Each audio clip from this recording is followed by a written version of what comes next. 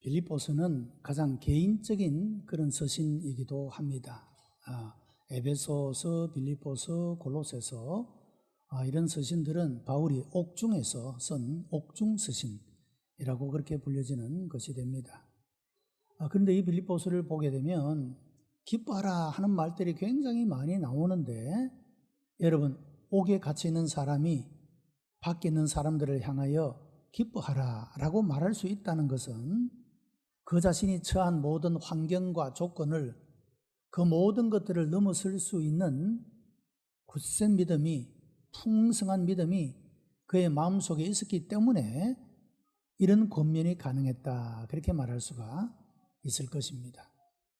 빌립보서에는 특별히 두 가지의 강조하는 말씀이 나타나고 있는데, 첫째는 예수 그리스도께서 하나님과 본체이신 그분이 비천한 인간의 몸을 입고 이 세상에 오신 것은 하나님의 뜻을 쫓아서 모든 인류의 죄를 대속하고 구속하기 위하여 십자가에 죽기까지 하나님의 뜻에 복종했던 예수 그리스도의 삶을 제시하고, 우리 성도들로 하여금 이런 예수 그리스도의 모범을 쫓아 하나님 아버지의 말씀에 복종하는 삶을 살아가며 또한 겸손하게 살아갈 것을 권면하고 있는 이 큰 두 가지의 주제가 흐르고 있는 것이 빌립보서의 말씀이 되고 있습니다.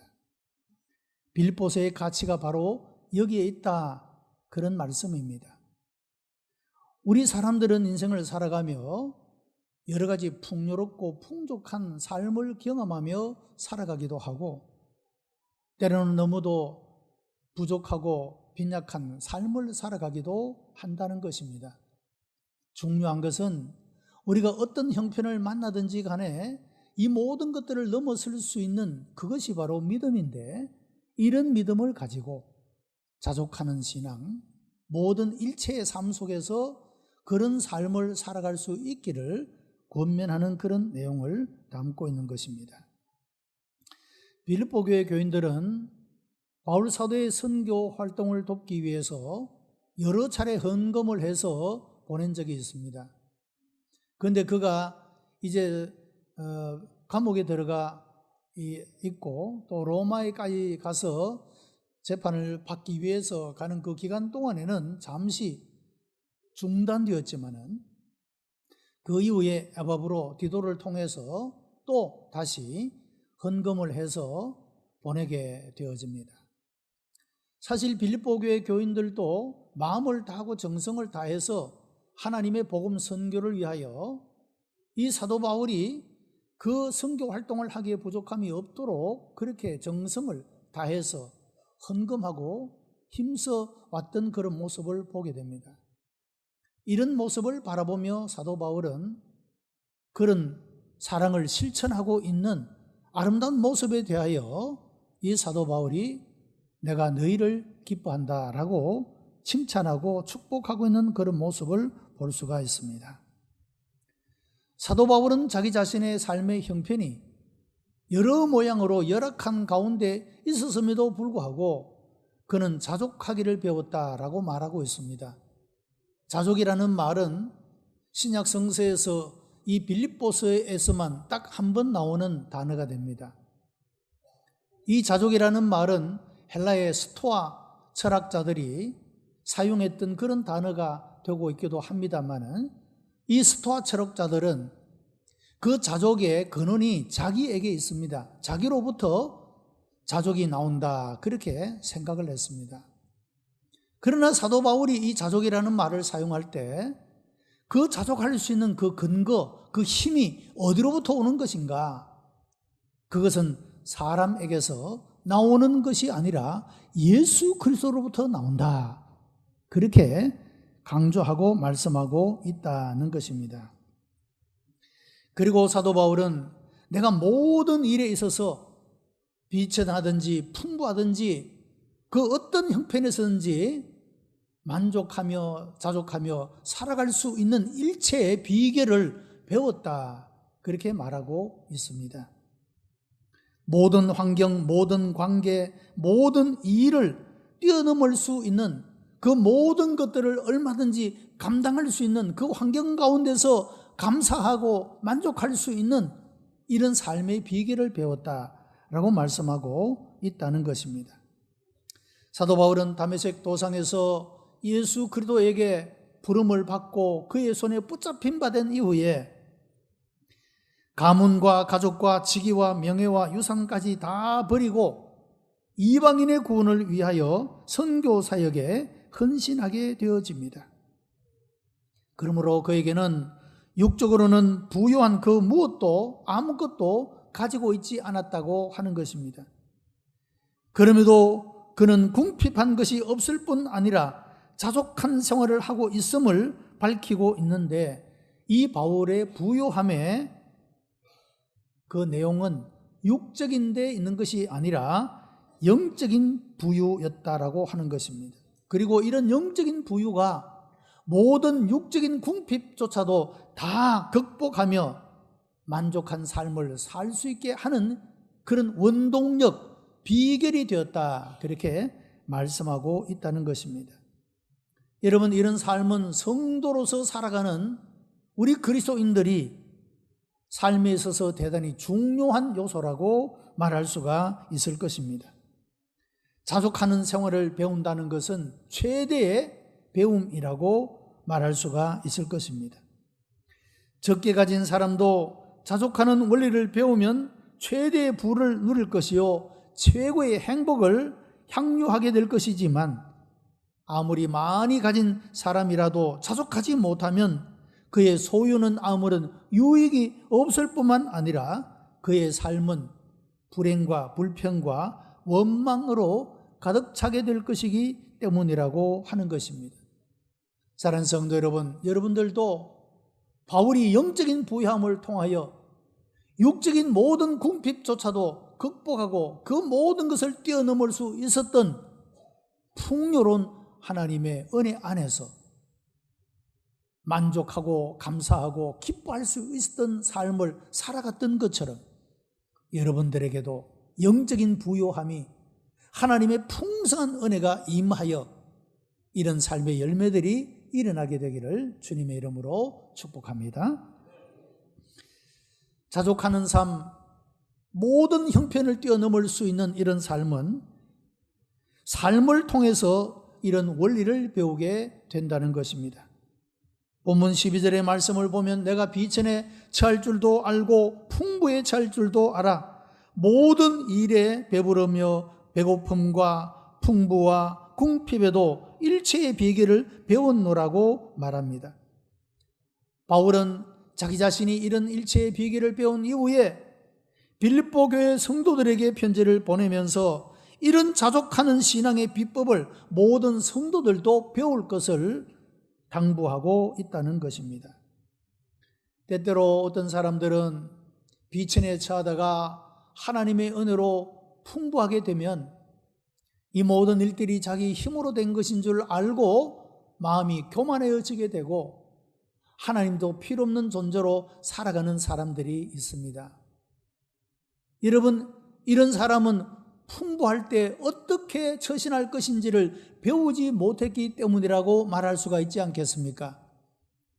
어떤 사람은 풍부하다 할 때는 잘 믿다가 어려워지게 되면 좌절하고 낙심하고 절망하고 그만 신앙도 저버리게 되고 하나님도 없다 하고, 여러분, 이렇게 신앙에 파산하는 그런 모습도 볼 수가 있습니다.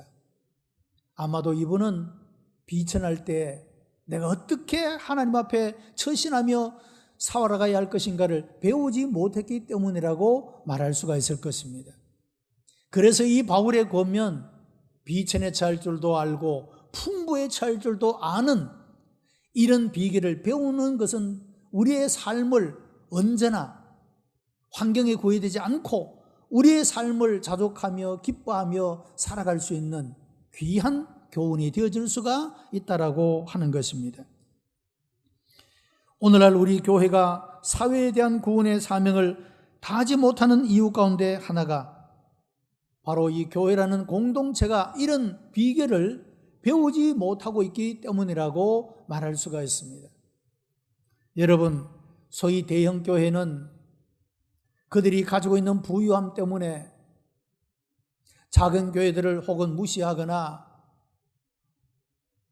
소홀히 여기거나 여러분 그렇게 교만한 그런 자세를 가지고 있을 수가 있다는 것이죠. 인간의 연약함 때문에.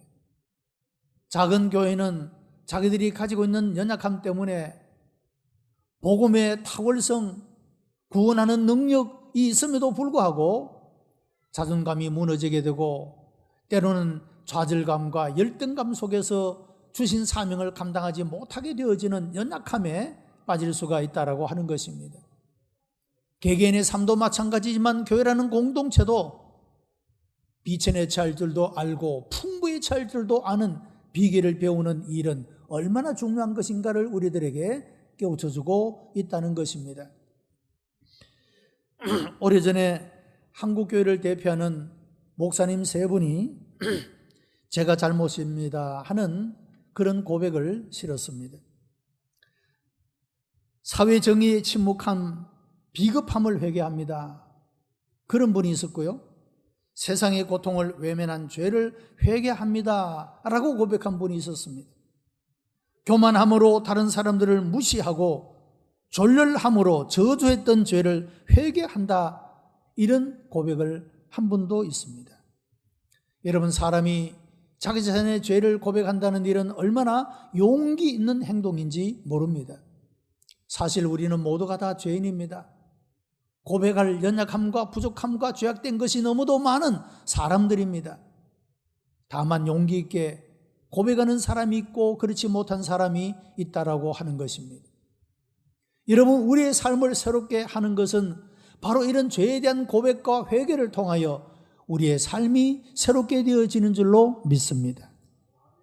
성도들은 어려움 속에서도 실망하거나 낙심하거나 좌절하지 아니하고 풍부함 속에서도 교만하거나 방탕하지 아니하고 자족할 줄 아는 이런 신앙의 깊은 비밀을 배우며 그 안에서 우리의 삶을 세워나가야 할 것입니다.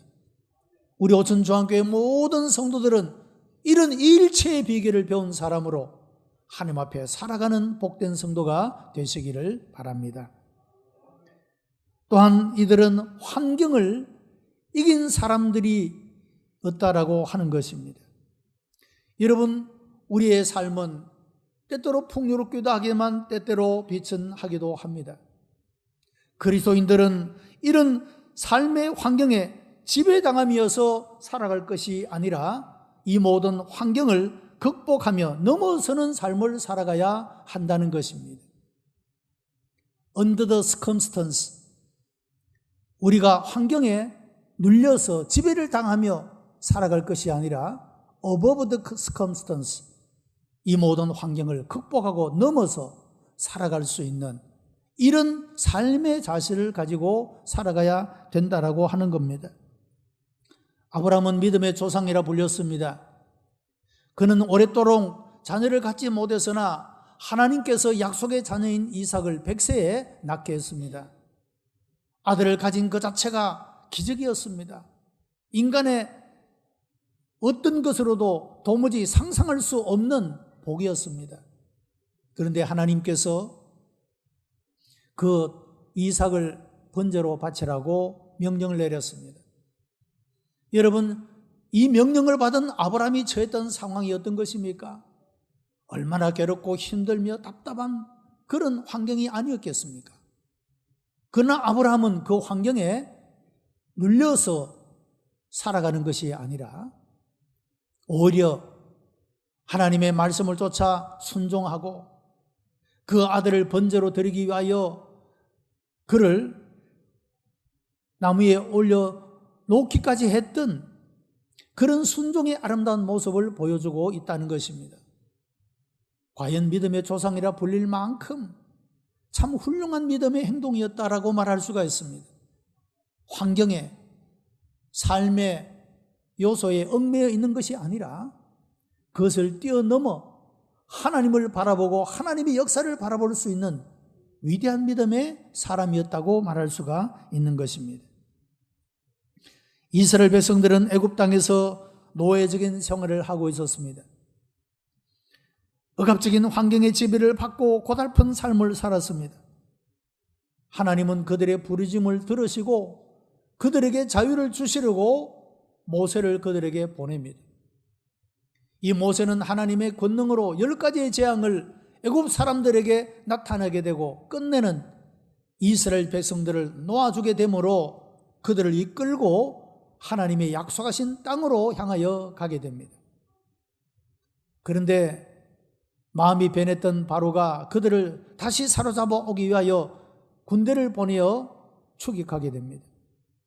앞에는 홍해가 가로막혀 있고 뒤에는 애굽의 군대가 그들을 다시 사로잡으려 추격해 오고 있는 중입니다. 여러분, 이 상황이 얼마나 절망적인 상황이 아니겠습니까? 그들은 참으로 하나님께 간구하고 기도하고 부르짖음으로 하나님께서 그들 가운데 구원의 은혜를 베풀어 주십니다. 이스라엘 백성들로 하여금 그 홍해가 갈라지게 함으로 다 육지같이 건너게 하시고 그를 뒤따르던 애굽의 군대는 다시 끊겼던 물길이 다시 이어지게 함으로써 다 수장당하여 죽게 만드는 하나님의 기적을 베푸신 그런 모습을 볼 수가 있다라고 하는 것입니다.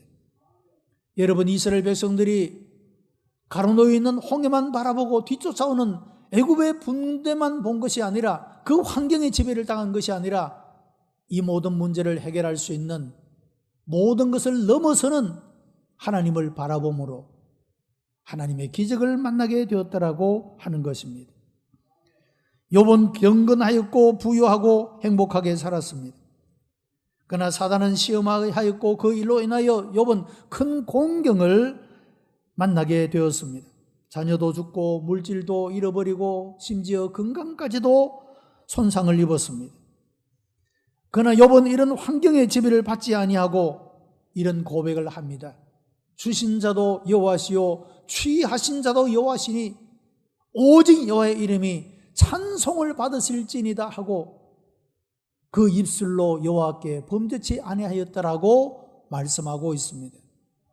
여러분, 성경에서 우리들에게 보여주는 위대한 믿음의 사람들은 모두가 다 환경에 지배를 당하는 사람이 아니라 그 환경을 극복하고 환경을 넘어서는 사람들이었음을 볼 수가 있다라고 하는 것입니다. 하나님은 욥에게 때가 되어 새로운 자녀들을 10명이나 낳게 해주고 그가 잃어버렸던 모든 물질의 갑절도 허락하여 주시고 하나님께서 회복의 놀라운 은혜를 베푸르신 그런 모습을 볼 수가 있다는 것입니다.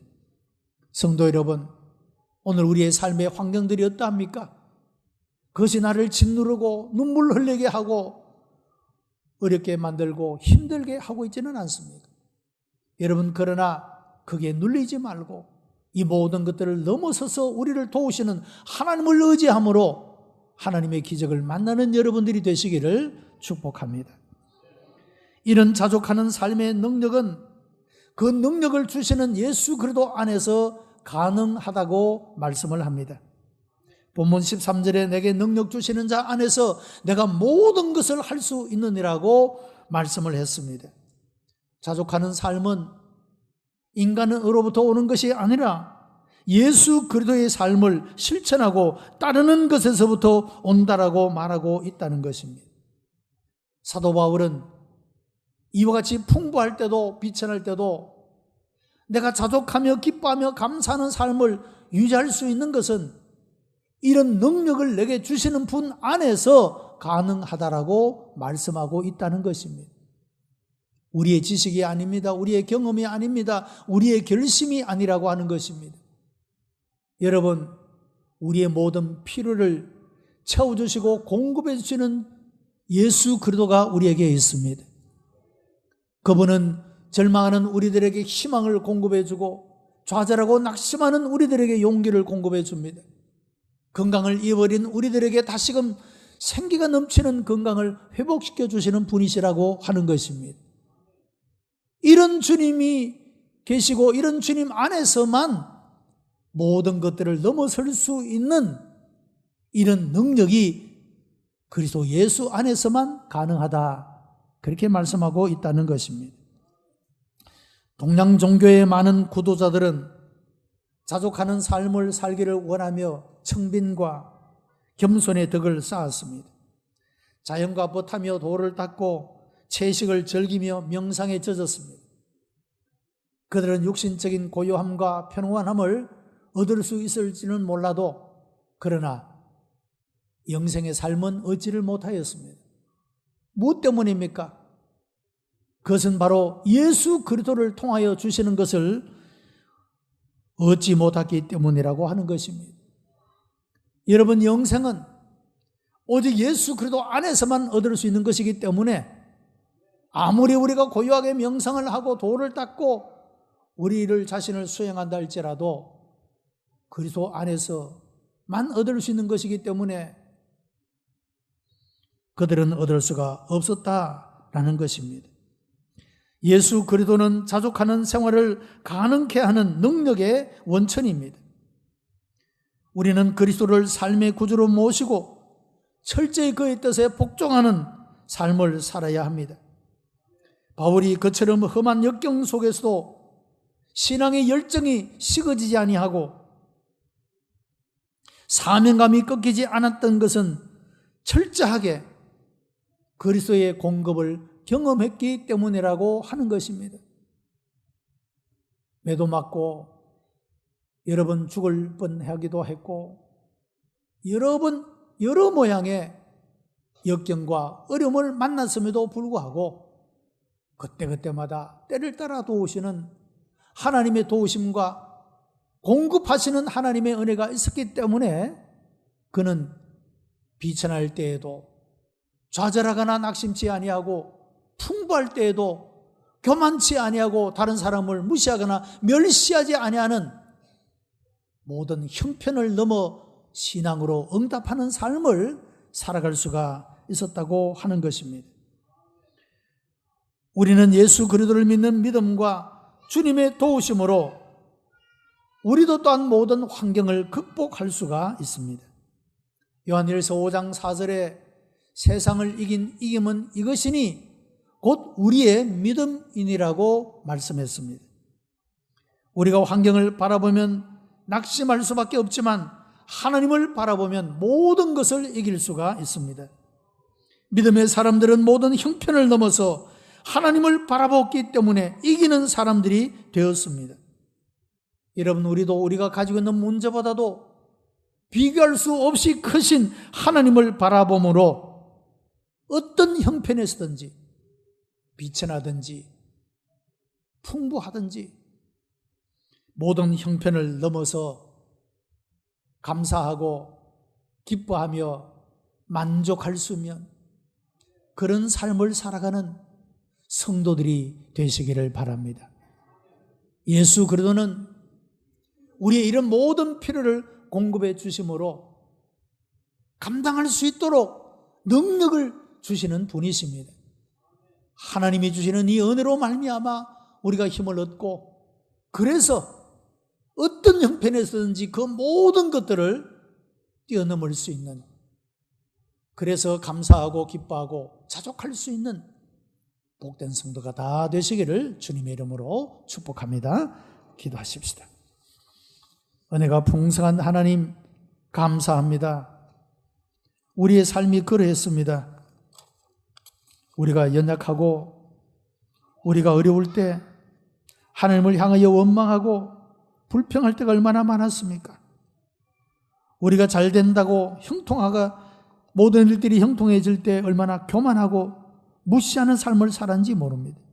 하나님이여, 우리가 비천할 때에도 좌절하지 않고 풍부할 때도 우리가 교만하지 않고 하나님 앞에 하나님이 기뻐하시는 모습으로 우리 자신의 삶을 세워나갈 수 있도록 이 모든 형편을 넘어 세워지는 삶을 살아가도록 은총을 베풀어 주시옵소서. 우리 모두에게 이런 하나님의 은혜를 공급해 주시고 이런 능력을 공급하여 주심으로 내게 능력 주시는 자 안에서 모든 것을 할 수 있다 고백하며 열매 맺는 하나님의 백성 다 되게 하여 주시옵소서. 구주 예수 그리스도의 이름으로 기도드리옵나이다. 아멘.